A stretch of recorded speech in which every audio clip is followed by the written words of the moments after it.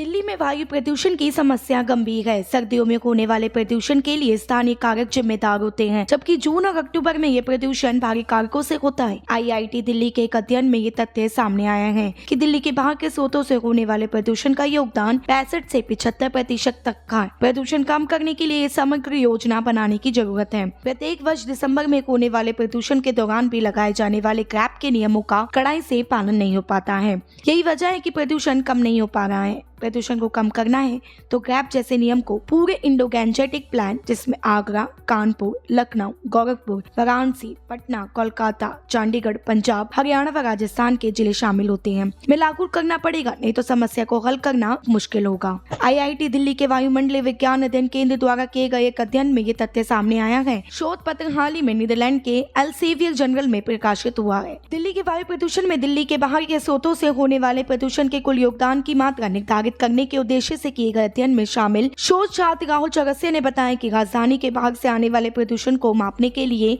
शून्य आउट विधि का उपयोग किया गया है। इसमें स्थानीय परिवहन, बाहरी लंबी दूरी के परिवहन और मानव जीत उत्सर्जन का अध्ययन किया गया है, जिसमें पता चला कि जून में लंबी दूरी के परिवहन का प्रदूषण में औसत योगदान 65 से 75% था। तेज आंधी चलने से ये 85% तक पहुँच गया। उन्होंने बताया कि अक्टूबर में फसल जलाने वाले स्रोतों से औसत कुल योगदान 42 से 59% के बीच था, जिसमें अधिकतम योगदान 64% तक पहुंचा था। प्रत्येक वर्ष दिसंबर के दौरान कुल वायु प्रदूषण में लंबी दूरी के परिवहन का योगदान न्यूनतम पाया गया। वायुमंडलीय अध्ययन केंद्र के प्रोफेसर और अध्ययन में शामिल प्रोफेसर मंजू मोहन ने कहा कि राजधानी में प्रदूषण प्रतिबंधों के सहारे दूर नहीं किया जा सकता। क्रैप 1, 2 और 3 के नियम लागू होते हैं, लेकिन असरदार नहीं है। इसलिए जरूरी है कि इंडो गैंजेटिक प्लान, जिसमें आगरा, कानपुर, लखनऊ, गोरखपुर, वाराणसी, पटना, कोलकाता, चंडीगढ़, पंजाब के अन्य इलाके व हरियाणा और राजस्थान के जिले शामिल होते हैं, वह क्रैप जैसे नियम लागू किए जाए। 172 मिलियन एकड़ का